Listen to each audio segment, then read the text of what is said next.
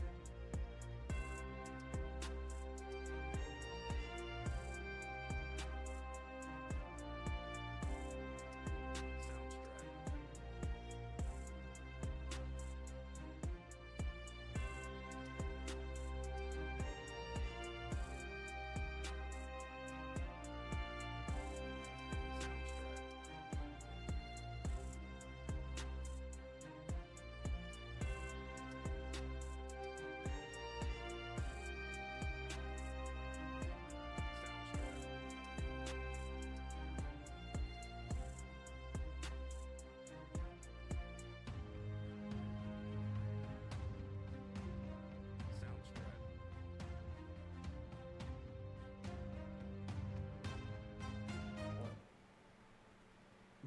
Hello and welcome in season 3, episode 6 of the Holler Podcast. We're back from our Christmas break, an extended Christmas break at that.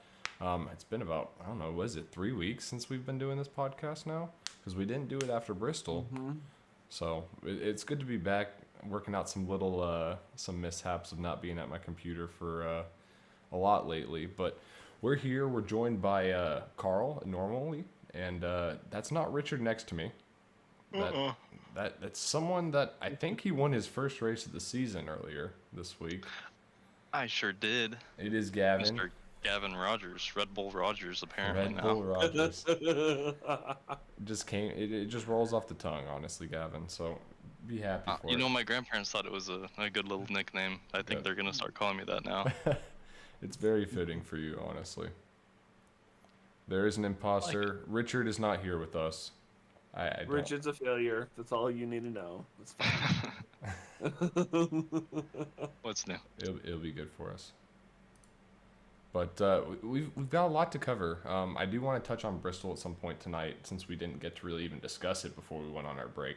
But then we have RedBull Ring. We have next week at Nashville. We have new standings outlook, team standings updates, and even some NASCAR news headed into. We're a month away now from Bowman Gray, I believe. So NASCAR stuff is starting to come into fruition. But before we get started, I want to give a quick shout out to all of our sponsors. Obviously, Buck Eckert, the leader in haptics, Sundance Pizza, Ideal Lease, Ascendance Trucks, Advanced GG. The code for 10% off of Advanced GG is WolfXLive10. Any proceeds go straight to the league to help fund what we do. But before we even get started, Carl, Gavin, I wanted to say Richard because I just looked at the name. But how was y'all's Changed Christmas? it. I told you. How was y'all's Christmas? How was y'all's break? Well, the break was a little hectic. Had a baby in the off season, in the off break, I guess, because it wasn't really an off season. But yeah, had a baby, and so far so good. Enjoying life as a dad so far, and that's all I've had going on. Gavin, what about yourself? You know, I was just taking it easy, just living life. Trying to stay away from all the racing stuff. Got too much of that going on now with 2 leagues that I'm kind of going back and forth. But no, I'm just living life. But glad to be back and racing and be back up top. Yeah, and I know y'all were racing this past weekend before we got started back with the 6-hour charity race at Daytona. with Freaky Fast that they put on. Carl, I know you and Richard had some technical difficulties. Jared and myself as well. Thankfully, those were all fixed up now. And then Gavin. We don't even have to go there with you. I expect I'm better. not very happy about it. But I could have ran. I was running top 3. I was capable of competing with the leaders. I just didn't have the consistency that they did. Also, I don't think we had the same setup. there we go. Aw. Would you There please give it us an is. introduction? This is Liana Marie Pooler. She was born December 30th at 4:21 in the morning. 6 pounds, 15 ounces. How beautiful. That is awesome. How is Ashley doing? Ashley is actually doing pretty good. Hanging in there. Being the mom that she is and being awesome. So yeah, we've had a lot of change during this holiday break. That is awesome. New #1 fan for Carl Pooler. Exactly. You know, if I can't Number 2. if I can't build the win I'm base, number I got to 1. build the fan base, and I'll do it manually if I have to. Maybe now that you have a kid, it'll give you all the motivation you need to get that win. I'm working on it. We're gonna get into the race in a bit, but before we even do that, like, you were fast at the practice race. You had good enough speed to at least get a top 10, if not a top 5, and then you had your connection issues. Honestly, it's been a year plus since I've any connection issues, period. And then I had it at the practice, during the practice. It was like 15 minutes left of practice. And I was like, okay, that's a little weird. And the thing is, my quality bar pegged out 100%. There was no stuttering. There was no jitterness. It was 100% peg out and done. It was a drop. 0 warning. It's like, okay, that's weird happening during the practice race, but okay, cool. I'll come in and, come back and get it taken care of. And 5 laps into the race, again, connection drop. Boom. Drops me. And then that puts me back to the rest of the race. And this also builds into my meatball of the week and everything else. So, yeah, we can kind of sum up from that. A 12th place finish, considering as a recovery, is not bad at all. But again, another race with 0 stage points definitely hurts my chase goals. So, yeah, we'll get into that Yes, further. we will touch on that. And before we even get into last week's race, just some clerical things that we got to run over. Rev was asking about this before we got started here, but the Powder Puff race, Powder Puff podcast and race, are coming up later this month. We are in January of 2025 now, and it's on the screen in the bottom right. It might be a little hard to see, but it's also in the Discord, in the announcements. The signups are there too. But the Powder Puff podcast is going to be on January 30th at 9 p.m. Eastern. So the girls are going to take over, and like we said, I'm just going to let them have it and let them have fun with it. And whatever they talk about is what they talk about. So don't know exactly what's going to happen there. Very off script, and just see how long that they can go for. And then the following day on the 31st, I believe that's a Friday night. Yes, it is a Friday night. Will be the Powder Puff race, and that is a street stock race at Charlotte. Excuse me. And there's still plenty of time to sign up if your wife, your girlfriend, your mother-in-law, sister, whoever, what woman in your life would like to sign up and join in on the fun. Give them that link, and we'll get them in there. And we're hopefully going to have a broadcast for that in-house of Carl Pooler, Richard Wolsifer, and myself. We'll have to figure out those details. But that is the plan, and that was the plan last time, but it just didn't come out to fruition. So if you have any questions on that, just reach out to me, and we will get those squared away. But now if I can switch over. That's not what I wanted to switch over to. Of course, we're a great start. But last week, we were at RedBull Ring. And Gavin did your normal domination at a road course. I don't think there has been a road course race that we have done in a league, that you have been in the league with me, that you have not won the road course without wrecking or having a big mistake. You've never finished like second or third on just pure skill. You always will dominate, and that's what you did here. Not to take anything away from Mason. Mason was a very formidable competitor to you, and honestly battled with you a lot in the early go of it. But you did what you do. Take us through your race, what challenges you had to overcome, if any, and how you seem to get it done always on a road course. Yeah, I mean, most of the challenge were kind of earlier on with Mason kind of moving me out the way. I know it wasn't on purpose at all, but once he got by me, I knew I had the pace to keep up with him and probably get by him. I just didn't want to take the risk and move him out the way or make any mistakes to where I costed us both a chance at being up in the front at the end of the race because it was so early on, and it was a little bit longer of a race there than I was used to from what I've done before.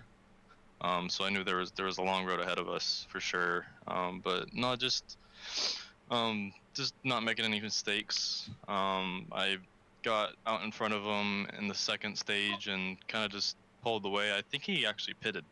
Now I think about it, I think he was one of the only ones that pitted. So I had a good early lead, and then once it came to the final stage, he was a little bit closer to me. I think we ended up 1-2 at some point, but it sounded like he was having some throttle or brake issues. He couldn't get any more than 50% brake, supposedly. That's what he was saying. I mean, I trust him. I believe him. I don't want to take anything from him. I know he was fast. He probably would have been much closer. It could have been much better of a fight for sure if he wasn't having those issues. But no, it was a good race overall. Happy how it played out. I know there was a few mishaps here and there. We got a nice little GIF of Zachary King and unfortunate late breaking of Patrick Hernandez, but that's that, and just gotta move on from it. But it was a good race. Yeah, I think there were a lot of good battles throughout the field. I think a bunch of guys found a group of 2 or 3 cars that were roughly their speed all night and battled with them for the most part. And I think your battle was Mason, especially that first stage. I know y'all were really close the whole time, and then it might have been that deciding factor of him going into pit road after that first stage that then gave you a little bit of separation, and you basically had the lead and the control at that point, and it's hard to get that control back from you at a road course. Yeah, but I also know Mason. I had to make sure I was going to be ahead of Mason for sure because his defense is really strong. Oh yeah. And when I was behind him, I was at the point where I was afraid of passing him because I knew if I was going to try to, he was going to make it tight. Because I've seen it with him and, for example, Isaiah. Him and Isaiah go at it, man. And I just didn't want to cost us anything that early on. But he's a great defender on really any track, whether it's road courses or ovals. So I was just trying not to get us wrecked out of it for sure. But fortunately, I was able to get up front and keep it up there. He is a great defender, and I know he's also a great attacker, and that can rub some people the wrong way, which I know it did when he was trying to work his way up through the field after pitting during that first stage. I think him and Isaiah got into a little bumping battle through a couple turns coming to stage 2. And but at the end of the day, he was fast and he got his way up to the front, but it does rub people the wrong way, some people the wrong way, that is. But when you're that fast, I guess I can't blame you. Let's see what else here. I'm going to go through the top 10 real quick. So Gavin, like we said, yourself finished first. Mason Houseman second.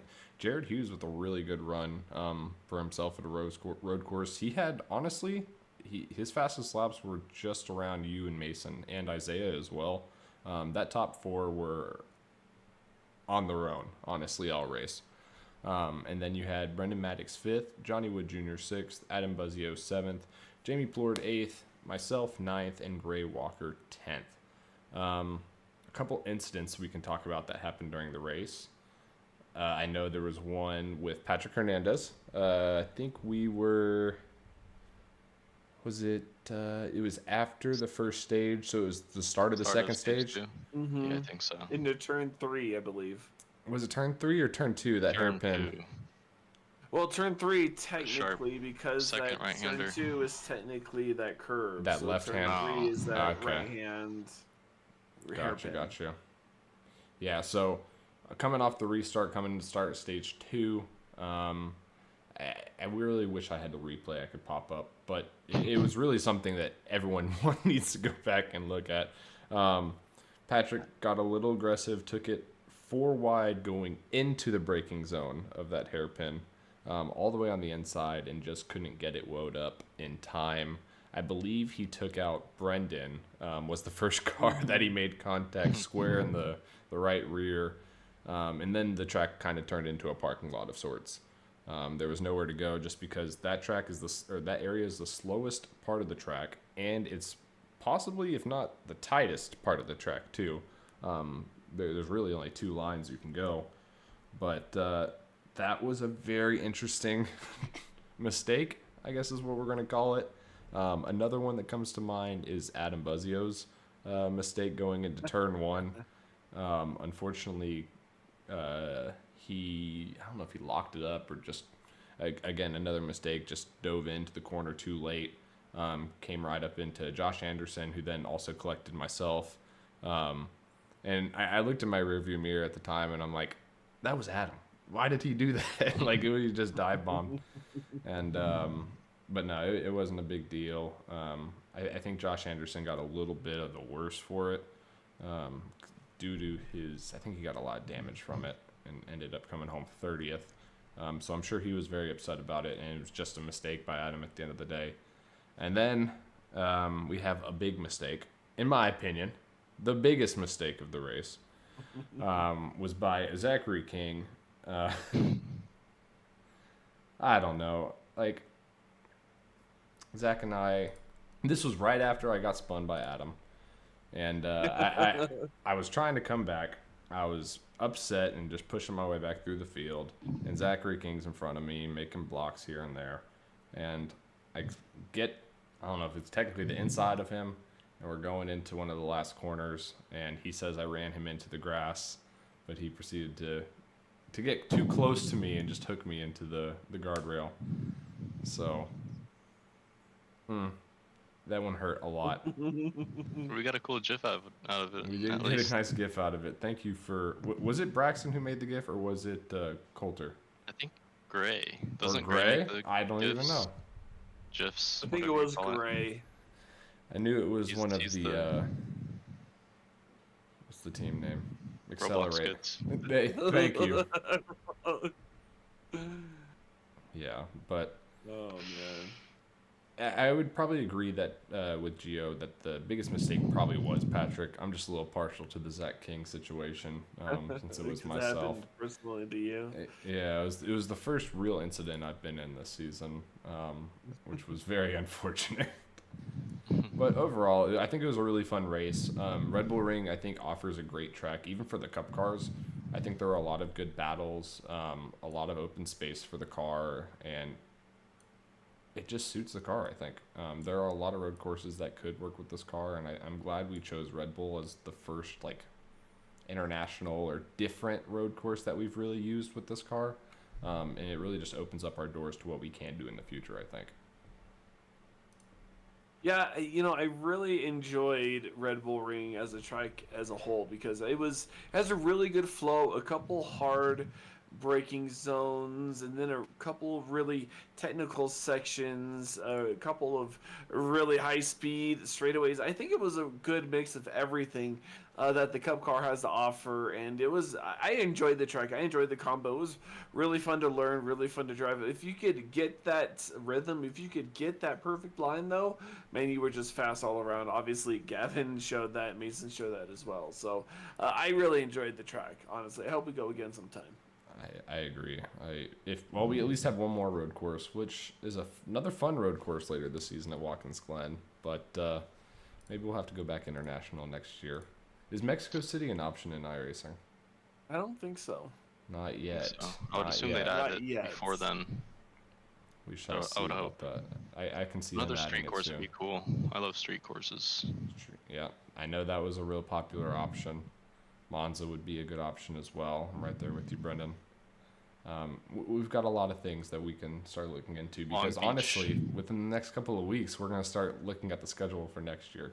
Or next season, not next year, but it's already getting close to that time where we got to start planning for next season too. And I've seen a lot of people asking about the dirt race again. It's really interesting to me. Of last season, it seemed like the dirt race got a lot of hate, and that was the reaction that we saw as admin, and we just said, let's take it away. People don't like it. People don't want to do it. And now there's a lot of backlash against that. It seems like people really want to go back to a dirt race. So again, that's going to be another conversation that we'll have to talk about all together and see if that's what we actually still want to keep doing, or do we want to do a fun international road course, or do we do both? So all-star dirt race, yeah, I think there are better all-star options.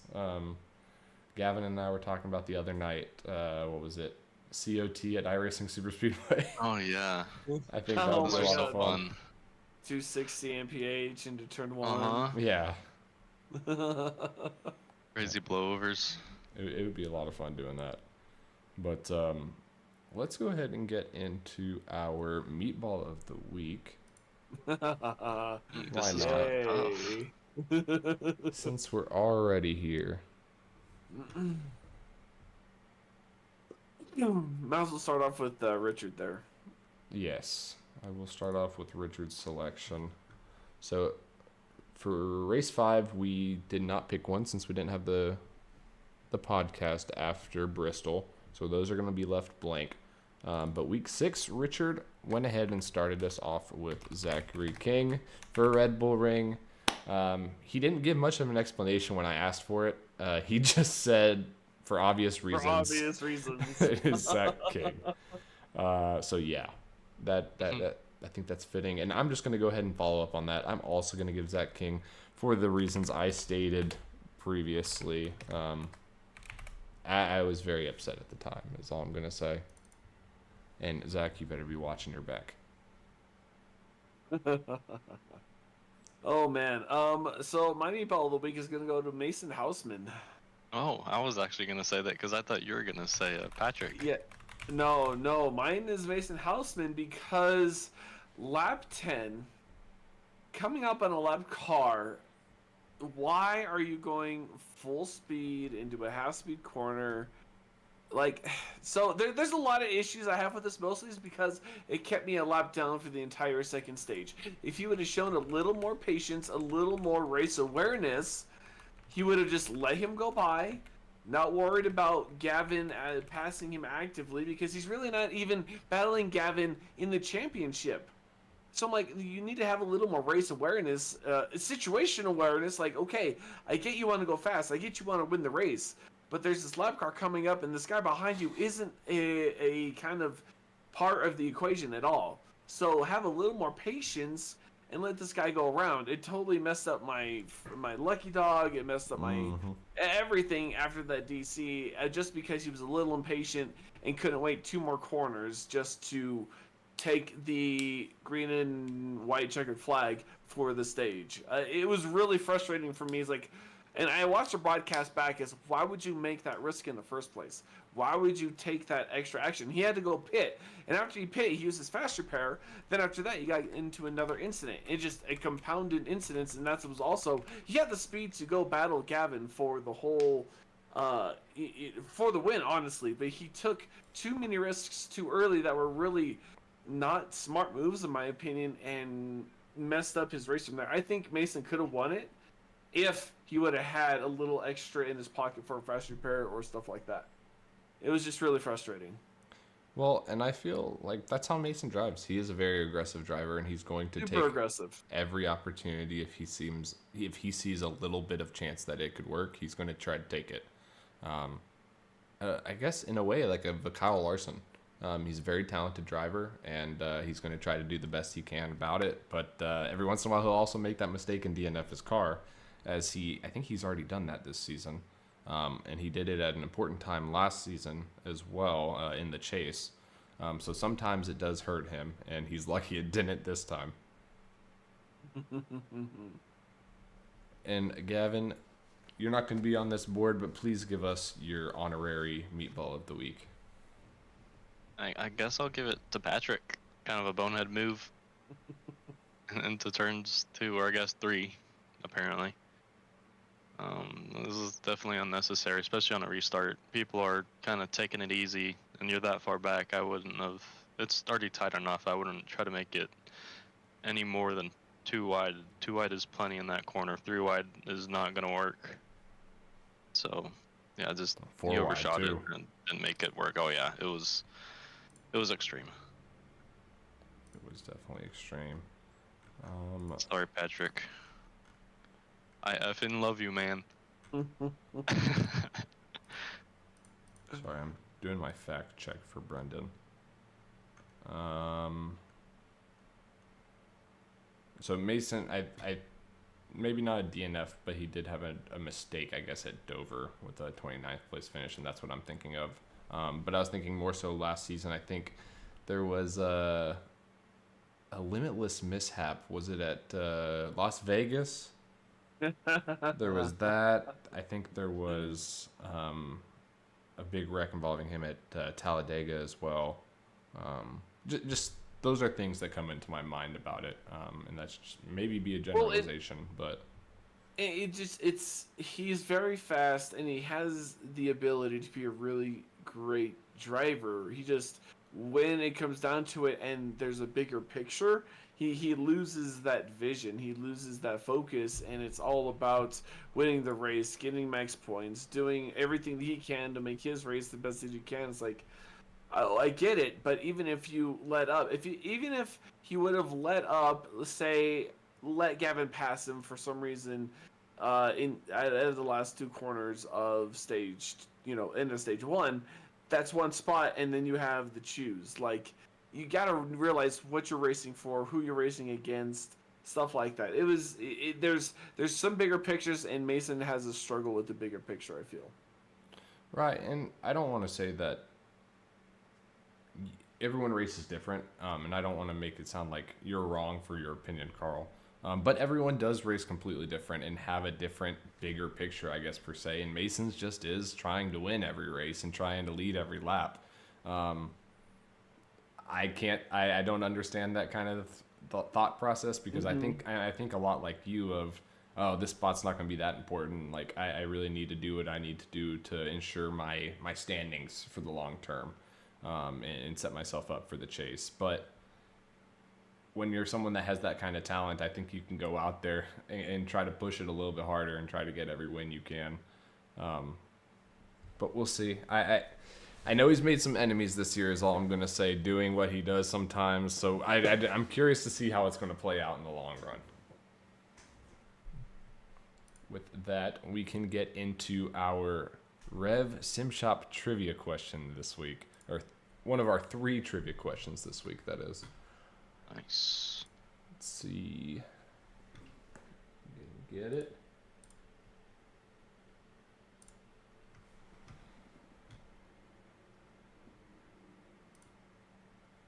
All right. We're all there. So we're going to give 30 seconds on the clock once the question is asked. And please feel free to enter it in chat. And I will keep tally, and I will get an updated standings. After the show, I'll have something tomorrow within the Discord of the updated standings, where we lie. But get ready, because the timer starts after this question. Who scored Dodge's first win in their 2001 return to NASCAR? And your time begins now. Richard Petty. I don't know if he was racing in 2001, Gavin. No. That's a good question, though. Thank you. These questions are completely unrelated from each other, each 3 of these, as opposed to previous ones where there's some correlation. These are just completely random. Can I guess mine aloud? No. Ah, fine. You can tell me once the timer ends. In 10 seconds.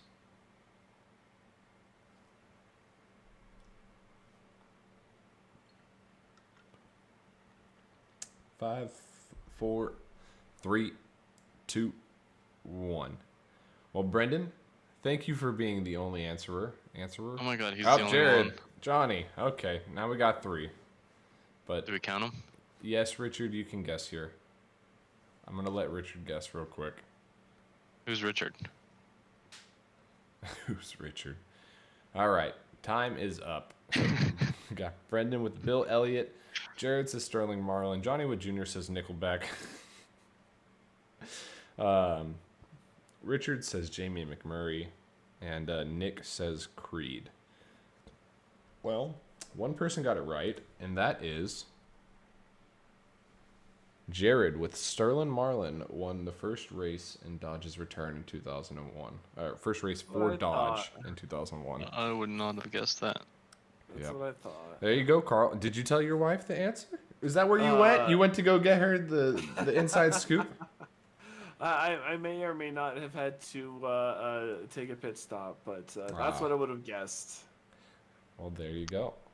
Good job, Jared, being on top of it. Brendan, I am disappointed that you went with Bill Elliott. Those two were just thrown out as bait, but let me track that down real quick and we can move on.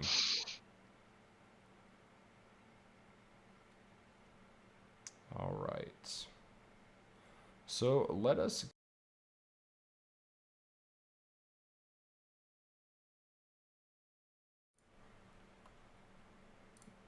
what? Well, actually, we'll start with team standings, actually. So team standings have been updated after Red Bull Ring, and now with only 7 races until the chase begins, Next Level Motorsports extended their lead to 31 points over Limitless Esports, but solidly in second. Maverick Motorsports is also starting to close the door and move up the ranks, just 37 points behind. Racers for Christ fall in 4th, Accelerate into 5th, and Meatball Motorsports into 6th. With the CFM Esports 7th, Full Send Racing 8th, Showtime Racing 9th, Freaky Fast 10th, and Andrew, Whiplash Racing still only has 3 points. I think you might need to recruit more drivers. I think is the problem at this point. Maverick, Brendan, is technically they lost 3 points, I think, week over week, but they did make the biggest close of gap and gain on points to other teams last week. It seems that Limitless and Maverick are right there with each other right now, and it's a coin flip to see who's going to hold on to that spot into second, at least for now. Yeah, this is we anticipated this. I feel, especially revolving around Brendan's and I kind of on track rivalry. We always seem to race around each other, whether or not we're on the same lap. We always seem to find a way to race around each other. So it makes sense that Maverick and Limitless are kind of neck and neck for that second place spot right now. And then, add Racers for Christ, and you have Dakota Camper, Isaiah Sutherland, Jamie Plord. Those guys are definitely Eric Jensen. Those guys are definitely have a couple of good drivers themselves. So it doesn't surprise me those top, especially 2, 3, and 4 in the team standings right now. Yes, and I'm trying to pull up the team standings from this past week just to give you an idea of how everyone shook out. So Next Level had 38 this week. Maverick had 35. Limitless 31. Racers for Christ 29. And then Accelerate 27. All the rest were 20 and under. Those top 5 teams right now are really trying to separate themselves, it seems like, and being real contenders. Not saying that other teams aren't real contenders at this point, but that is what seems to be emerging currently, and we'll keep tracking that as the next couple weeks come by. And the team standings really go until the end of the season anyways. There isn't really a chase for the team, per se. So even though it's only 7 races until the chase, it's still 12 races left in the season for team standings. So there's a lot of time to get this figured out and sorted out. But there comes a point where a certain point lead is kind of insurmountable when you can really only gain 5 to 10 points on a team each week. It's really hard to get any more than that unless a team just has a complete meltdown like Limitless did at Las Vegas last year. But other than that, it's really difficult for the whole team to do bad and the whole other team to do really good, as opposed to one driver doing bad and one driver doing good in a driver standing situation. No chance Maverick, Johnny says. Yeah, there's some real dark horses here, honestly. I'm going to be completely honest. Accelerate Racing in the 5th is surprising to me at the end of the day. I didn't know any of these guys really going in, and they've really come out of the gate, and they've raced really quick, especially at road course. At Red Bull, they were all really quick in their own right. Zachary Brandfold, for one, was very fast in the practice race and in qualifying. I believe he had a pit entry violation, which cost him a little bit. But again, all these teams have great chances and have shown great speed through each of these weeks. Gotta keep an eye out on those Roblox kids, man. Yeah, they know something that we don't, apparently. Gotta watch out for all the Robloxers coming up through the ranks. They're definitely making a name for themselves, and I don't have a problem with any of them how they drive. They've all raced me really respectfully based off of what I'd seen from Roblox racing. It didn't look very respectful, but man, I guess I'm wrong. Oh, they're good drivers on track and iRacing. They definitely are. And let us switch over to the regular standings now. So, like I said, 7 races left until the chase. So we're starting to get into that crunch time for these individual drivers that are on the outside looking in. Of you're running out of races to make up that point differential now. We're 6 races in, so your drop race is really kind of going into full effect. Where we're standing at standings-wise now is not going to change all that much anymore. The big variety is not going to differ unless people miss races. But we got Mason Houseman and Isaiah Sutherland tied at the top of the list, each with 276 points. Myself in 3rd, Johnny Wood Jr. 4th, Adam Buzzio 5th, Gray Walker 6th, Matthew Catania 7th, Jared Hughes 8th, Brendan Maddox 9th, Dustin Stallings 10th, Richard Wolsifer 11th, and Zachary King rounding out the top 12. And Gio, exactly what you're saying is what I was saying about Roblox. It is not respectful. Looking at it, of all the gifts that y'all put out there, it looks like a complete nightmare. It looks worse than a NASCAR console game, and that's saying something. But what do we see here? When we look at this, I see Jared moving up. It is a big mover lately. Zachary King slowly creeping his way further and further back. Carl, you're slowly moving your way up into the picture. I can't wait until I knock Zachary King out this week at Nashville. This is going to be great. Absolute sweet justice for me in Nashville. I feel it. I'm feeling it. I don't know. I mean, I give Zachary King a lot of crap. I really do. But he's also run better than I expected him to this season thus far. He went out and won Atlanta, and it's like, okay, great. He got his good story taken out of the way, and that's the end of the season basically. But no, he's come up and he's consistently put up good finishes. He does need to find out how to get stage points. Once he can figure that out, maybe he has a chance to hold you off, Carl. I don't know. No one I don't think has met Desperate Carl when he wants to really get some points, and we may end up seeing that towards the end of this regular season. I don't think even Carl doesn't want to see Desperate Carl, so let's avoid that situation.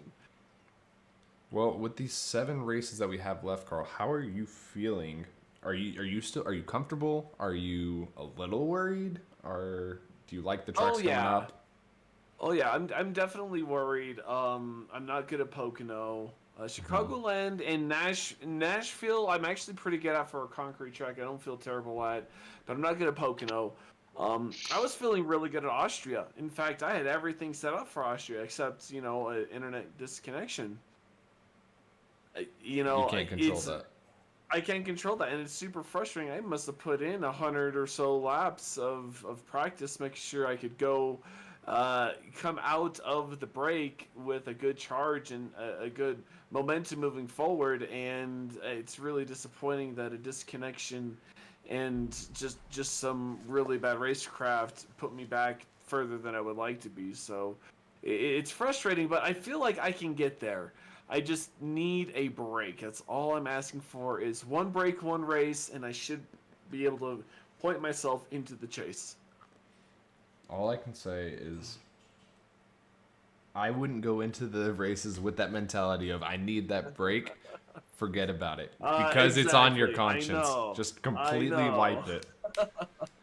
But we got a lot of predictions here of who's going to try to grab that last spot. I mean, there are still a good amount of drivers outside looking in. And honestly, those guys, sixth on back, I'd say. It's still anyone's game. All of those spots could be up for grabs within, because Gray Walker's, what is that? 40 points, not even, above Dakota Camper. And that can be gone in 2 races. Still a long way to go, and we've got some very good drivers on the outside looking in. Dakota Camper, Carl, like you said yourself. Scott's Fritz is very quick as well. Zachary Brandfold's been great. Evan Patinko, we know his history. He's been around since the beginning. He's one of the few guys raced every single race in the Buckacre Cup Series, and he knows how to get it done. That Gavin Rodgers guy, he's not anything to worry about. Hey, I could do the rest of the races and make the playoffs. You could. You definitely could. Joe Cody Mason, what's Dorsey, up? 19th. I think he's been a great story this season, running very consistently when he's been here. And then Matthew Selby, another guy with great speed all around and not out of the picture yet. But not even just the top 20 guys. There are still some more into the 20s and the 40s, or 20s and 30s, I guess. We got Coulter Clark, 21st, Richard Smith, 22nd, Eric Jensen, 23rd, Jamie Plord back here in 24th, a guy battling for a playoff spot last year. He's definitely had more bad luck this season. I guess similar to you, Carl, in a way. I think if I was in Jamie's position, though, I would be a little bit more hitting the panic button. Because being back in 24th, not only do you have the points to catch back up to Zachary King, but you also have to leapfrog 12 other guys.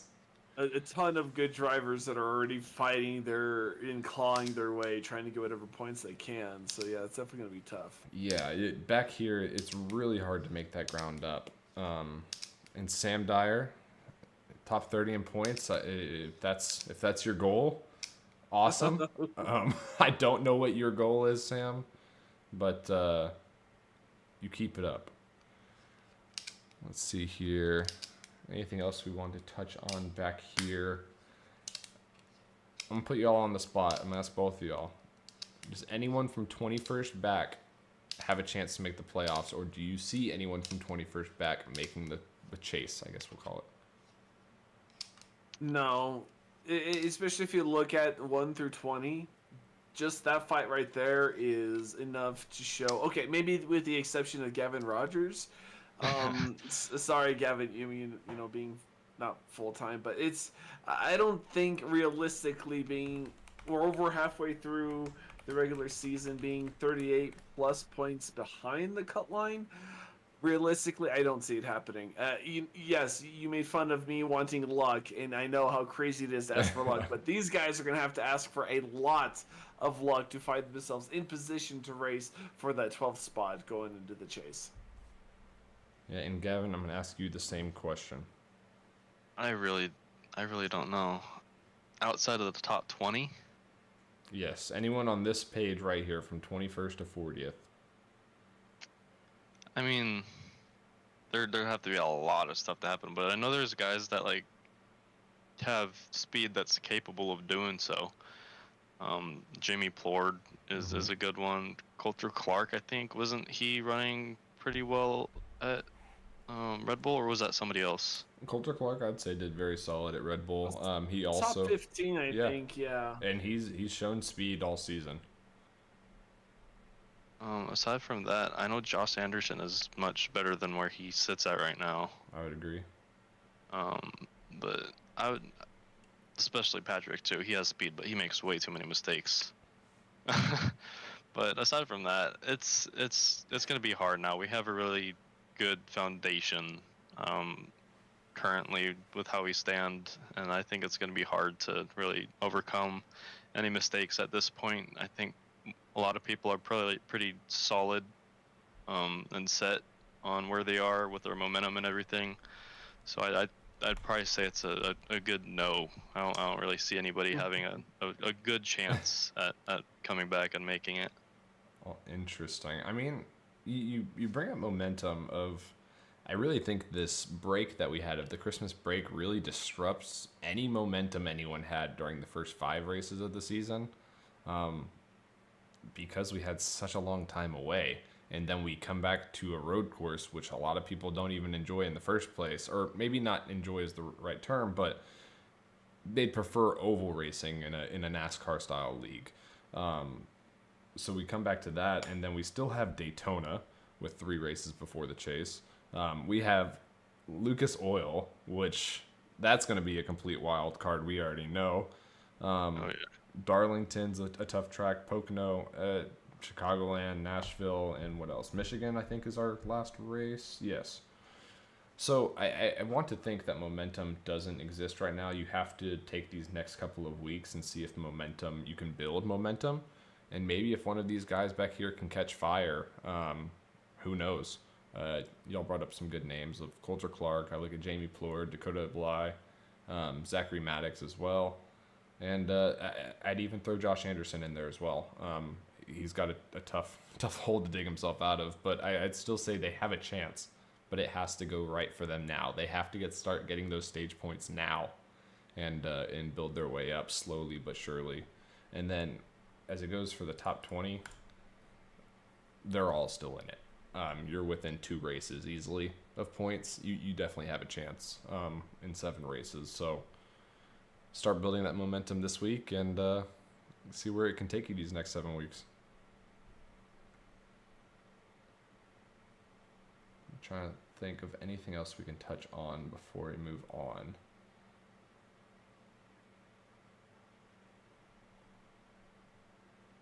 So Sam's goal is to beat Robert in points. Is that what I'm reading?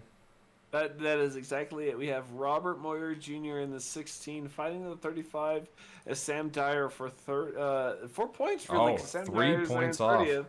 There are 3 points off. That is actually going to be a fun little battle to watch because you can make up 3 points with a couple of wrecks. It's crazy how it can be in the mid pack to lower pack there, and it's trust me, you don't want to be back there. It's not a fun place to be, No, especially with guys like Sam back there. Exactly. They go kind of kamikaze sometimes, but it'll be fun. You're gonna see a ton of battles. Like even in the last 5 laps, it was only for 12th spot, but I think Dustin and I had a really good battle for 12th for the last 5 or 6 laps. We were just swapping positions back and forth. It was a really fun battle, and you can tell Dustin definitely has the speed for a top 10 in those points, but he also is also on the aggressive side. He tends to make a mistake or two trying to get that extra 10th out of a lap time, and that's kind of results in a top 10 standings right now. Seeing him only 10 points away from the cutoff line. Yeah. Think about it. So that is a very precarious situation. So I guess real quick, just for fun before we move on, I'm going to put y'all on the spot again. Oh no. And this goes for anyone watching. Please feel free to also answer. Take 2 people out that are currently in and put 2 people that are currently out and put them in. Does that make sense? Yeah. So give me 2 Already got people mine. that are currently in that will not make it, and give me 2 people that are currently out and will make it. Gavin, you seem ready. Go ahead and take it. I'm gonna put Zachary King out, and actually, shoot, who else would I take out? Yeah. Aside from him, there's a lot of good guys. But I'm going to make you take 2 I out. guess Richard, he seems to be a very busy man now. I feel like he had a much stronger passion. I know he doesn't not have a passion for it now, but I know he's got a lot going on with everything right now, all the endurance races that he's going to and broadcasting. I could see him getting knocked out, but as of who I would put in, I would put Carl and myself. No, I'm not gonna do myself. No, I put Carl and man, that's actually kind of a good one. It's hard to only pick two of those, I think. There's a lot of unknowns with some of these guys. I want to say Camper, but I see more speed out of guys like Scott Fritz. Zachary Brandvold has some good speed. I think it's Zachary kind of like Brandvold has some an great eeny-miny mo qualifying with speed that. too. If he can put together a full race, watch out. I'll take the bet on the young rookie, Zachary Brandvold. Okay, so you're bringing King and Wolsifer out, and you're putting Pooler and Brandvold in, correct? Why not? All right. Carl, have you made your decision? Yeah. All right, it's Johnny, gonna you're tear- fired. it's gonna tear my heart. Of course, it was an accident. I didn't put Richard in my top 12 at the beginning of the Johnny, I season, got it but sometimes self-fulfilling prophecies. I'm gonna put myself in because I really want the chase. I really want to be in there, and I think I have the ability to do it. I just need just one or two cautions to go my way, and I could be in there. And then I'm going to take Scott Fritz. Scott Fritz is another driver besides Brendan Mannix I always seem to be racing around and encountering, rubbing fenders with, I always seem to be around Scott Fritz. So I think Zachary King, Richard Wolford out, myself, and Scott Fritz in come to the chase. I like those. I'm starting to see some good answers out in the chat too. A lot of similarities, and I think we're all in agreement that I would see you being in, Carl. I can't see it in a world that you're not. And I'll take Zachary King out. And then it's taking that second one out that's actually really difficult. But I guess in the situation if I had to, I would take out Richard as well. Probably just playing the easy card there of taking out 11 and 12 and putting in Carl, and I'll go with Zachary Brandvold as well. He's really impressed me with his top end speed, and again, just like I said, if he can put together a race, I think he could be someone to watch out for. And that's not taking anything away from a lot of these other guys. Dakota Camper, Scott Fritz, I've seen a lot of them this season so far, and I know what Dakota can do, especially when it comes to super speedways. Dakota is someone you want to watch out for. But I wouldn't be surprised if a handful of those guys even get a win before we're done with the regular season and could really flip things on their heads. Copycat. Copycat indeed. I don't want to go too bold here. I wanted to say Evan Patinko, but I just I haven't do seen too. enough. I And just then haven't seen enough out of him. Isaiah brings up Plord. He has been in bad situations this season. It's not Jamie Plord to be in 24th in the standings. Unfortunately, he's had a lot of bad luck, and I've seen him get involved in a lot of incidents towards the end of these races, and hopefully that can flip for him as well, and he'll start making his way up, I'm sure. But we still have plenty of time to settle this out. We're not anywhere close to the chase yet, so just wait a couple weeks. Oh, I don't know about you. I'm already in chase mentality. It's already every Wow. point counts right now. I mean, every point does count in the way of your seeding can get you bonus points for the chase too, but you can also get those points for the wins too. I don't know. But I guess you have to be in it first to even really start thinking about that. Exactly. Got to get there first. You got to get Will there this first. be the season of Carl's first win? I don't know. Ask Siri. You're right. Oh boy. Let's see what we can move on to. Should we go to our second trivia question of the night? Let's do that. Let's do it. All right. Let's transition over. Answer is D. There's not a D. I make it easy. I only give people 3 options. All right. On to the trivia question. Our second question of the night. The timer will start when I say go after reading the question. And question 2 is, NASCAR has made blank a part of its many pre-race traditions and festivities since 1995. Your answers are concerts, national anthem, and flyovers. And your 30 seconds starts now. America gets 51st state before Carl wins. Ouch. Carl And I win thought before Johnny and GTA I were 6? friends. That's not man. happening. I'm sorry. No, probably not. I will come in mid-race to wreck him, if that is the case. Too many things before GTA 6. That's hilarious. We've got 2 answers so far, Brendan and Isaiah. Got another 10 I think I seconds. might know what this one is. It should be pretty easy. Or is it? Dun, dun, dun. 5, 4, 3, 2, 1. And I'll give just a second for any delay.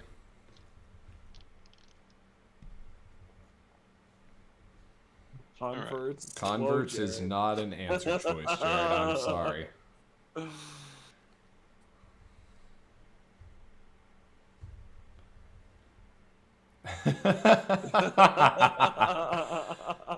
That's funny.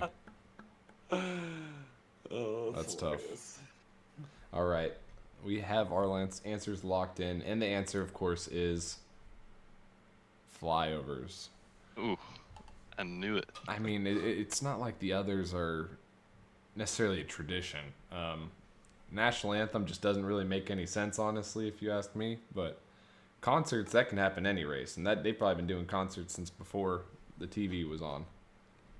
So, easy enough question. I think the last one was harder. I don't even remember what it was now. But we'll see. We'll see. Sterling Marlin. That was a tough question, honestly, that first one. Yeah, I didn't. All right, let's switch back over to Maine. And let's get into next week's race. I don't have the information. Where'd it go? All right. So next week, on the 14th, we are at Nashville Superspeedway for the Castle Smart Alarm 250, which is going to be 190 laps at Nashville Superspeedway. Stages are lap 50, lap 100, and then to the end. We'll have 5 sets of tires in the pits, 1 fast repair, and 3 green-white checkers. It will be an afternoon race. I know previously when we've done Nashville, sometimes we've done it at night, sometimes we've done it in the afternoon. Excuse me. I know some people are probably a little tired of concrete tracks, given this is our 3rd concrete track of the season. I think this is the last one. I don't think there even are any other concrete tracks in NASCAR, are there? Unless you count Martinsville, just because the corners are concrete, but I wouldn't count that.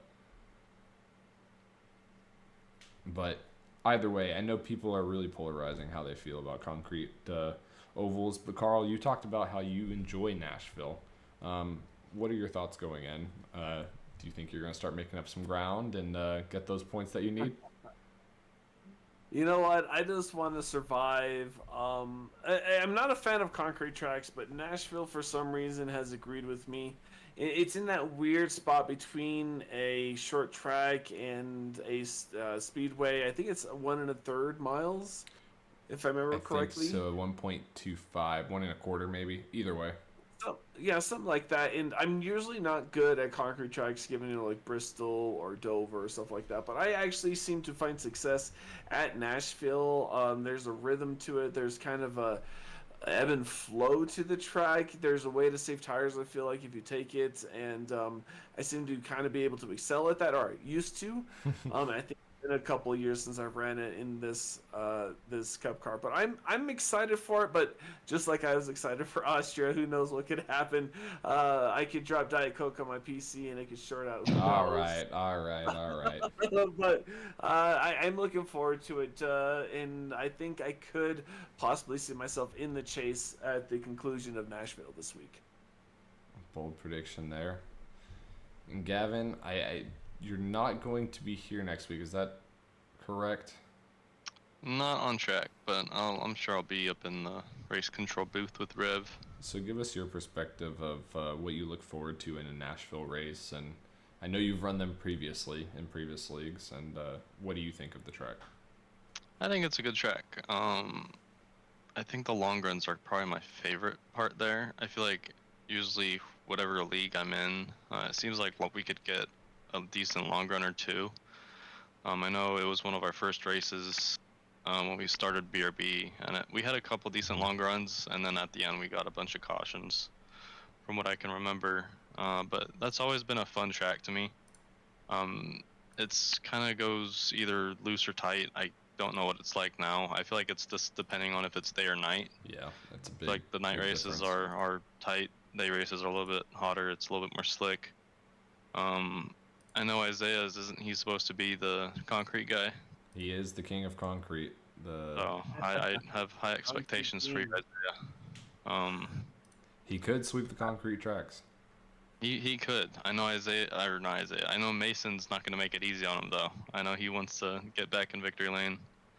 But I think it'll be a good battle between the two of them. I'm not going to take anybody else out of it. I know Adam, you, a lot of other guys are good enough and capable of competing with them. Just have to see how it plays out. But it's always a good track to me. It is a great track, and as far going back as Adam and I have run leagues together, I always think of our races at Nashville together. Him and I are always, I feel like, battling for the lead or close to the lead at the end of the race. And I'm looking back at the last time we were in Nashville. It was the second race of the BRB Racing League, second ever race of the BRB Racing League. We had a total of 8 cautions. Gavin, you ended up winning, and Adam Buzzio came in second, as of course, and Carl, yourself, 4th, top 5. So you might have a little mojo there. And you beat me by 1/10 of a second, Carl. So That's the best news I've heard all day. I think that was when we were in our battle of finishing 4th and 5th and flipping, and that was a constant thing. But no, Nashville, I absolutely love this track. It's my favorite concrete track, and I feel like I enjoy all of them in their own right. But it, like Carl said, it is a weird intermediate of it is kind of an intermediate and kind of a short track. I do think it will probably be on the looser side with it being daytime, but I am curious to see of how it's going to go. Being our first oval in almost a month when we get to it, it's kind of crazy to think, but a road course is one thing. Cautions, we don't have the full course cautions, but once we get back onto an oval altogether, close quarters, and if we're sliding around there, especially coming out of 4, from what I remember, is very sketchy at times. It's going to be really interesting to see how the cautions situation plays out. So we can only hope for the best there. And I think it's going to be one of those tracks where I think the mid-pack, you're going to see the most action. You're going to see the most movement in terms of tire saving versus aggressiveness, and being able to save the right front versus the rear front, or sometimes the left rear on these concrete tracks. It seems like that left rear wants to wear before the right rear, but it's if you're tight or loose, as the race goes on, you're going to make it worse unless you get a new change of tires on there. So strategy could become a factor here, especially towards the end of the race when people are trying to make moves. But it's like you said, it's one of those weird intermediate concrete tracks that you don't see a lot of. So it's going to be a little rough going into the corners, but I think it's going to be fun to see a lot of passing, a lot of moves being made. Say 12th to 18th, a lot of that battling there. Couldn't agree more. And I think we'll get into our predictions for this week. If I can close out of there.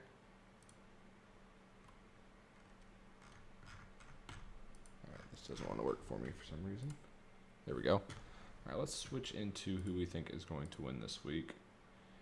And so these were our picks from Bristol. Okay. Didn't even remember this. I'll go back through and color that later.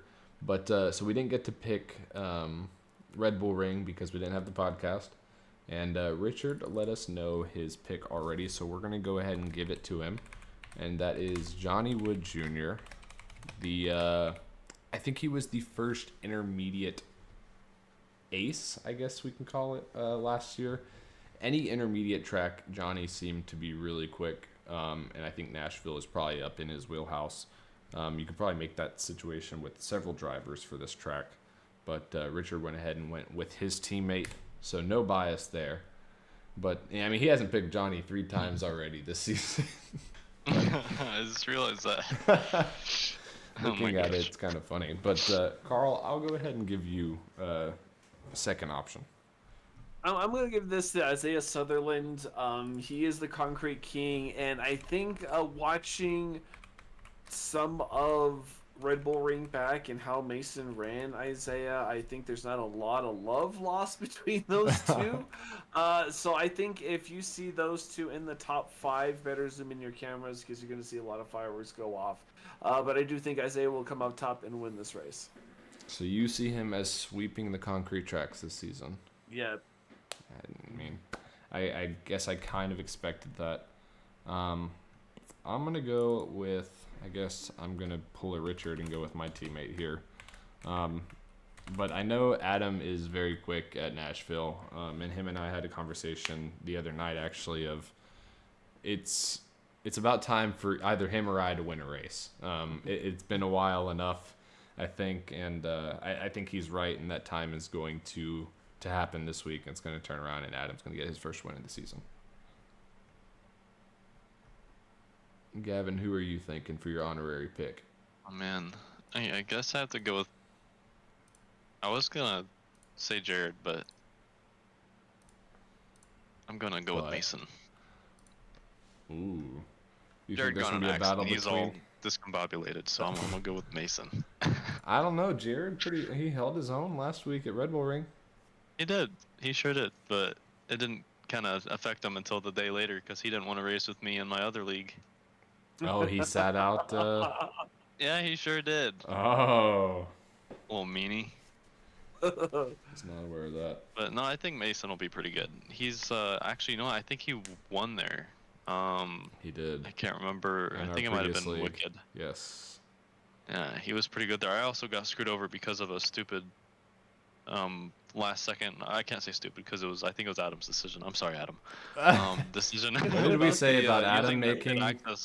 pit access road like last minute? Oh, I goodness. think There's, I didn't there's an know access that, road? and then yeah, there's a little access road, and I guess we were supposed to use it or something, and I didn't use it, and I got a penalty or something, and got sent to the back, and I was trying to get up through the field, but it was too late. Let's see what I can see. But Mason You did win finished that race. 5th that He held it race. pretty good. How do you get to it that quick? I would have Because been. I remember forever when to it find was. And, Yeah. But yes, Mason did win that race. Myself second, Adam third, Jamie Plord fourth. Watch out. Dakota Oh. Camper and Carl Pooler 6-7. A bunch Oh, of see? familiar names, and then it's a bunch of unfamiliar names. So that's quite interesting.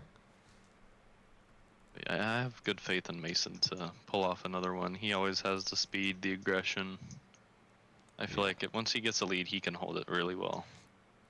He is very quick at a multitude of tracks. I don't think there is a track that he is not necessarily good at.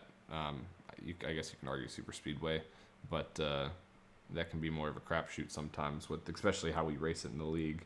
But all good picks there. And what else can we move on to? You know what we can do? I do have some stats that we can go over. Hey, Macarena. I can't put them up on the screen. That's why I switched us back over to our face cam. High face. High face indeed. So real All right, now quick, get rid of it. this season, so we're through 6 races: Atlanta, Phoenix, Dover, Kansas, Bristol, and Red Bull. We have run a total of 991 laps, and 334 of those laps have been under caution. So that's 34% almost of the Wow. laps we've run are under caution, which is not great. Just quickly comparing it to previous Is that counting seasons. stages? Yes, that I think it's technically just is all counting stages. cautions. It does have to Okay. count stages just because the way Sim Racer Hub pulls their data, it includes any caution we throw, and we do throw the 2 stages. So I don't want to just Gotcha. omit them because sometimes in races we don't throw a stage caution because there is an actual natural caution. So it just equals itself out as we go. But in previous seasons, we're looking at season 2, we ran 24% of the laps under caution. So about 10 to 12% less than we currently are now this season.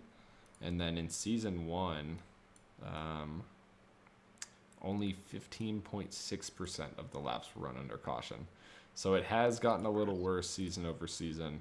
But RedBull Ring did turn that around. Yes, it is a road course. We don't throw full course caution, so it's a little skewed. But we did see some improvement at Kansas, which was the largest track besides Atlanta that we've run at this season, which is kind of weird to think. But Kansas was promising. Nashville it could go either way. We could have a Dover/Bristol situation, which we were sitting at 34%, 32% of yellow laps. But I'm really looking forward to these next couple of races. We have Nashville, we have Chicagoland, Pocono. You really don't usually have many cautions at Pocono. Darlington's hit or miss, but we have a little bit of a group here where we can get some stability, and I'm hoping to see those yellow numbers go down. Is I guess the real reason I bring this up. Let's look at another interesting thing if I can pull anything else up. And I do have this spreadsheet that I'm looking at for the stats. It is visible for anyone that wants to go through it on your own time. I update it each week just to stay current, and feel free to have any opinions on it as you may. Robert brings up a good point. More cars, more yellows. That unfortunately is the situation that we're in now, and we have seen that steady growth. So there is a correlation there. Nick says hashtag blame Sam Dyer. I don't think Sam's much of the I blame think this he meant to season. spell Zachary King. Yeah, that's honestly more so of it. Zach King has his own GIF right now, so I think that is a solid. And Patrick Hernandez. Let me see. Working this on the smaller situation is a little bit difficult. Incidents. Let's see the season 3 incident leader. Any guesses? Incident leader. Brandon Maddox. So it is going to be a little skewed because we had a road course. I'm gonna say Zach King. It is. Coulter Clark leads the league this season in incidents with 170, followed by Dustin Stallings, Evan Patinko, and Zachary King with 169 and 168 respectively. So he's not alone there. But again, like I said, this does include RedBull Ring, where some people had 70 to even 80, I think. Someone might have even had 90, pretty close to it. But I still hold the record for most incidents in a race from at Coda in season 1. So no one touched that. But yeah, Coulter Clark does lead it. I know Dustin, Evan, and Zach were up there before we got into the road course. I don't know if Coulter's was just higher than normal at the road course.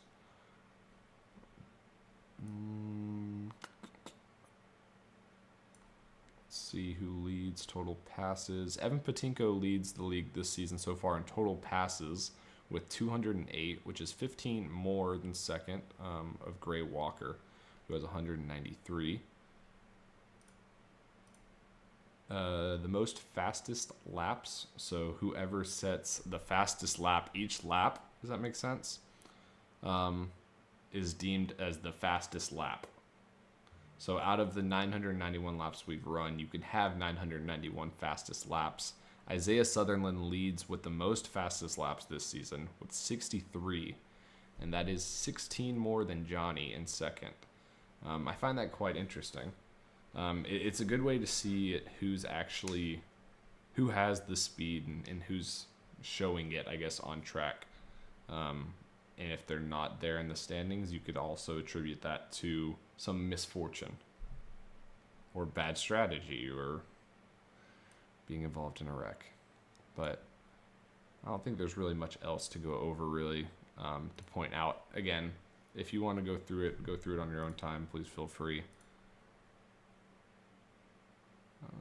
What's the record for incidents? I know it's 100 and something. I went off track every time. Something. It was Coda, right? Pulling that up real quick.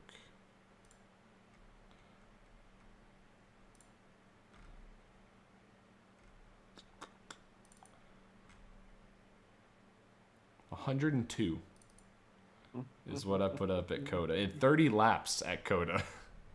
Dang. So good luck beating that. Please don't try to beat it at an oval. Don't tempt Nick with that. Nick will try his best to beat that. And Zach King. Honestly, I'd be impressed if Nick could do it. I would not be impressed if Nick could do it because Nick is Nick. Gio, if you can beat it at the Glen, I'd be really impressed because I feel like it's kind of difficult at the Glen to get that many off tracks. Just ride in the grass a little bit. A little bit. You can try. Best of luck to you. He says challenge accepted. Yes, I do have the record, Jared. I'm very proud of that record. Congratulations, Steven. I'll send a cookie your way tomorrow morning. I appreciate it. Actually, you know what? I'll buy one for myself instead. Cookie sounds good. Oh, jeez. Anything else y'all want to touch on besides NASCAR news? Or before NASCAR news? Everyone's in off season and getting ready for next season. We have, endurance racing. Yep. Obviously, you mentioned the 6-hour endurance. There is a 24-hour iRacing Daytona 24 in the next couple of weeks, so everyone's preparing for that. That's coming up very suddenly. Yeah, that is not this coming weekend. It is the following weekend, correct? Mm-hmm. I think so, yes. Yeah, that's gonna be interesting. I don't think I'm gonna be able to participate, unfortunately. It is something that's fun to do. At least not with Diet Coke. Not with Diet Coke, but I completely forgot about my wife's birthday. I didn't forget. I misjudged my wife's birthday date with the 24-hour date. So yes, it's probably not gonna happen with me. But maybe trouble. next year, if it falls correctly. But where was I gonna go with that? Darn it! Oh, Daytona, not 24-hour. Daytona 500 entry list. Some open cars have been announced. Anthony Alfredo, baby. Anthony Alfredo is one of the open cars. Mike Wallace, a big surprise to a lot. I don't know if I'm going to pronounce it right, but Elio Castroneves. Elio Castroneves is going to be an open car entry. There's some other big names I'm trying to think, and I'm just completely blanking now. BJ McLeod, Martin Truex Jr., obviously. There was another one. I heard Chase Elliott's racing in it. He is going to be there. Speaking of which, someone would knock out Zoe Logano. Can we talk about Chase Elliott's Amazon Prime? Zoe Logano has 2 more championships and 1 more Daytona 500 boring Truex. scheme ever. It's not that boring. The Amazon Prime Chase Elliott paint scheme. I mean, are you surprised that it's Chase Elliott that got that paint scheme? No, not really. I mean, he is, for, even if people don't like it, he is the cover boy of NASCAR. Or at least to the general public.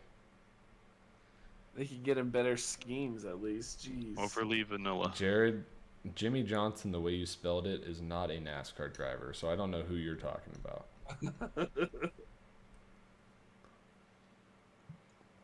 But I do know Bowman Gray, in a couple weeks, actually I think it's exactly a month out. They started putting up the safer barriers and are getting those situated there. Other than that, I don't really have much. Did we talk about the charter situation last time? It was probably a while ago. A little bit has changed since we discussed the charter situation about a month ago.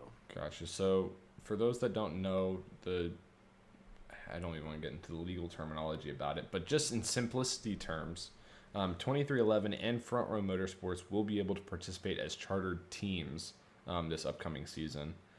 And NASCAR has to allow the sale of the charters to go through to both of those teams if they do wish. And Front Row Motorsports has announced that they got the charter, or a charter from Stewart-Haas, and their driver is going to be Noah Gragson in the number 4 car for Front Row Motorsports. So Noah Gragson, Zane Smith, and Todd Gilliland for Front Row Motorsports this coming season. Lineup. That's a very fun lineup. Young star power. Love to see what they can do, especially they've been growing these past couple of years, and I definitely think one of them at least can make the playoffs. I can see them as kind of the next Stewart-Haas in a way. I'd love to see that. Richard brings up Corey Day signed with Hendrick. That's a big news story. What exactly does that entail? No one knows. That I Xfinity, wish Richard was here. I don't know. Well, Richard, you need to give us more details. But Yeah, Richard. back to the lawsuit situation. 2311 will also be able to run his chartered teams next season with Bubba Wallace and Tyler Reddick for sure. They do also have Riley Herbst. However, they have not finalized the charter purchase for the third charter, so it's not a guarantee that Riley Herbst will be in a chartered ride or if he'll be in an open ride all season. It's really just going to depend on that. Richard also says SVG and Chastain racing the number 9 for JRM and Xfinity next season. Are they splitting up the full season? I'd imagine they probably would be with a couple of other maybe road gonna say, ringers or stuff like that. They have to have other. Don't they have a limit on what Cup drivers can do in Xfinity? Oh, like 5 races or something like that. Yeah, something like that. Because I know Chastain is SVG full time in Cup this season. He is full time in Cup this year. Is he full time? And So the yeah, 88 so there's definitely gonna be a lot more drivers sharing that number 9 seat. Hopefully Alfredo's one of them. He has no ride as of right now. Well, maybe it's Corey LaJoy. No. I'm just trying to start something here. I will 9 races. friggin' die. They are splitting 9 races, so I would presume 1-4, 1-5, or 1 in 4, 1 in 5, which is really interesting. That they'll be for JRM. SVG is probably getting the majority of road races. I would just for assume the so. championship. I would Mhm. assume so. Yeah, Jared LaJoy is still no ride. Good. As of this time. I know the last thing he said is he doesn't even know if he wants to accept a ride. He said he had offers, but he doesn't know if he wants to drive with those offers. So it doesn't sound like good offers on the table. It's like a spoiled brat to me. All right. All the LaJoy hate needs to stop. I'm kidding. I like the dude. He's cool. Not as bad as they make him sound. Not as bad as Joey Logano, you're right. Ooh. Yeah, he could have 3 less championships. He does have 3 less championships. Yeah, And a lot less one less wins. Daytona 500. Can we talk about how bad Cole Custer will be? How bad? I don't know if he will be that bad. Oh, he won't be bad. I think he'll be do better than okay. Austin Cindric. Yeah, I'm calling it right now. Well, I don't Or know. Austin Austin Cindric Dillon. has some decent Or moments, Austin Dillon. but I mean, I think he's in a good situation with Stewart-Haas now. If Haas is going to be like all their attention in Cup is going to be on him and making sure his car is as good as it can be. And I don't think Cole Custer is a bad driver. I don't think he's a playoff contender necessarily, but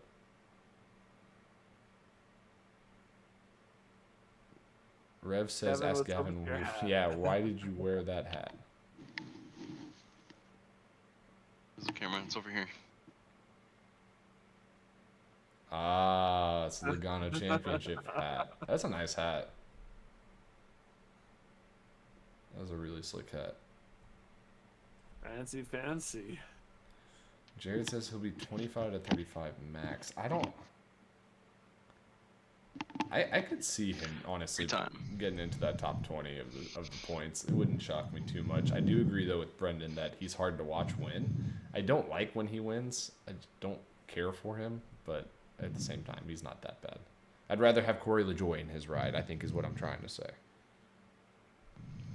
As long as it's not Joey Logano, I'm fine. We can't have another Keep Joey crying. Logano. Oh, goodness. Sorry, your guy didn't win the war. In these next couple of weeks, we'll make a NASCAR prediction of who we think will be in the playoffs when we get to the season startup in the coming weeks.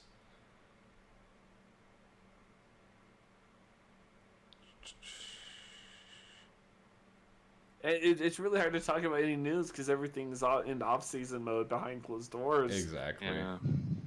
Just saying, if anything else, anyone, if you have anything else you want us to talk about or discuss real quick, let us know. If not, we can wrap it up early. Honestly, we don't have much else. If anything. Yeah, I mean, everyone's getting ready for WEC starts in Dubai in early February. The Rolex 24 in late January. Bowman Gray coming up. Then you have the 24 in mid-February. So really everything is calm before the storm until the season really starts for just about everyone. Even F1 doesn't start till what, March or so. So Don't care.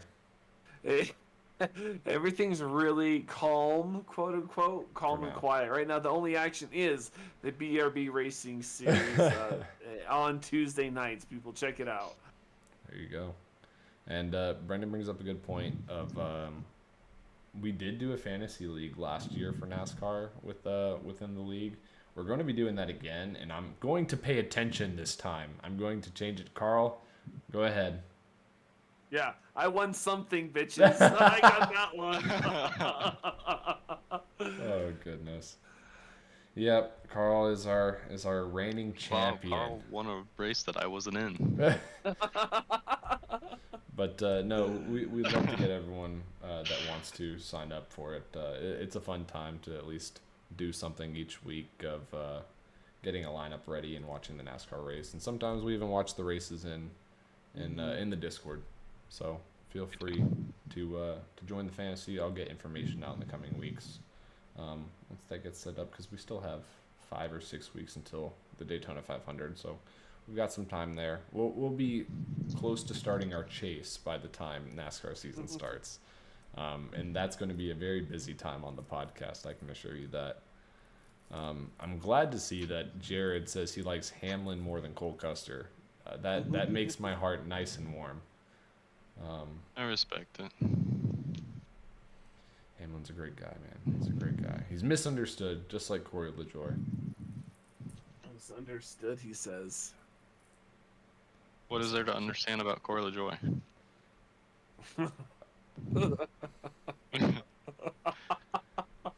He's a normal guy. Too normal. Too normal. No, that's Chase Elliott. I don't even know if you call that normal. No. He's too trained. No, Corey LaJoy is not normal. Elliott's too normal. Wow, you're Sure. talking bad about the Little two normal. people sitting over there on my shelf. Okay. Well, we can go ahead and wrap it up there. Want to give a quick shout out to our sponsors again, obviously. Butt Kicker, the leader in haptics, Sundance Pizza, Idealese, Ascendance Trucks, Advanced GG, RevSimShop.com, Maddox Graphics, and I think that's everyone. I got my old Advanced GG that I haven't changed out since the 6 hour. Just don't spill it on your PC. Yeah, I'm trying not to. Good thing it has a lid. Yeah, I've learned a valuable lesson, is all I'm going to say.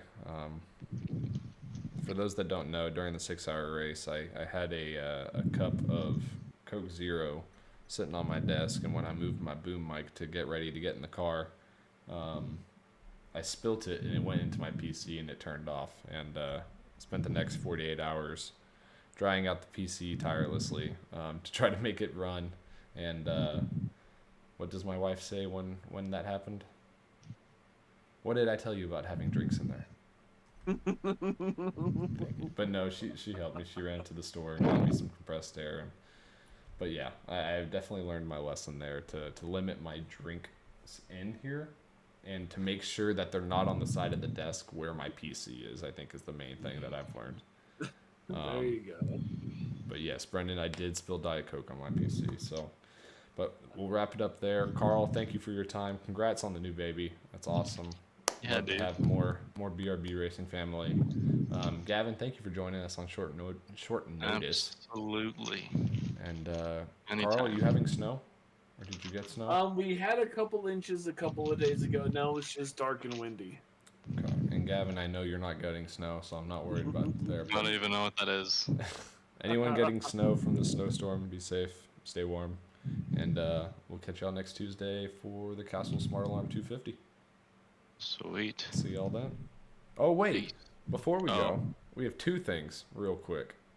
We have a third trivia question, Oh, How did and you we have a forget sign about off. that?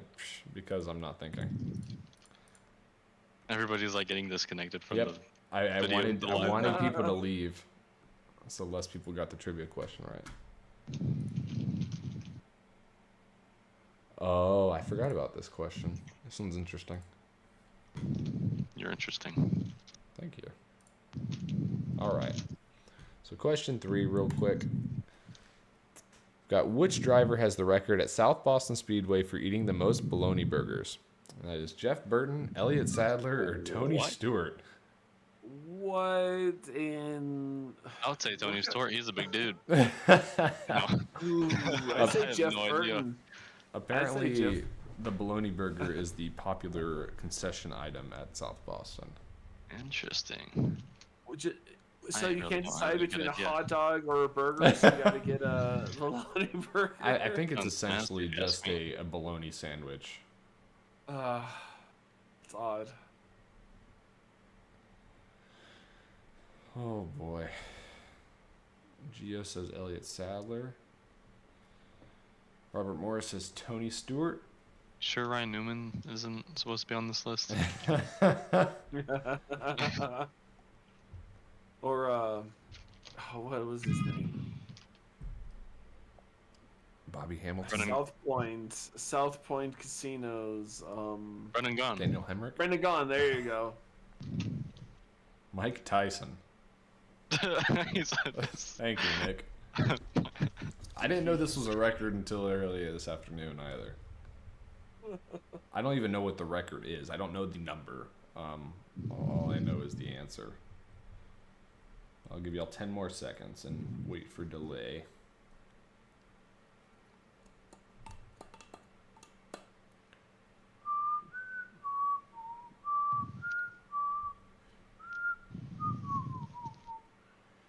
All right.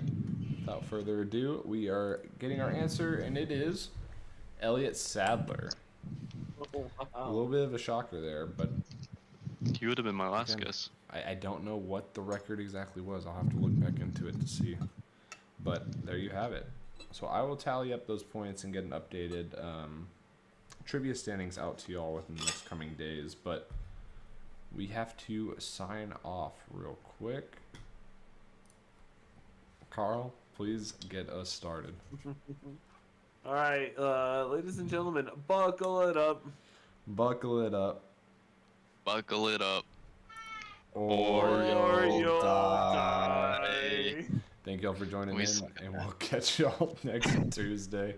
And don't forget the Powder Puff race coming up later this month, and we'll catch y'all later. Peace.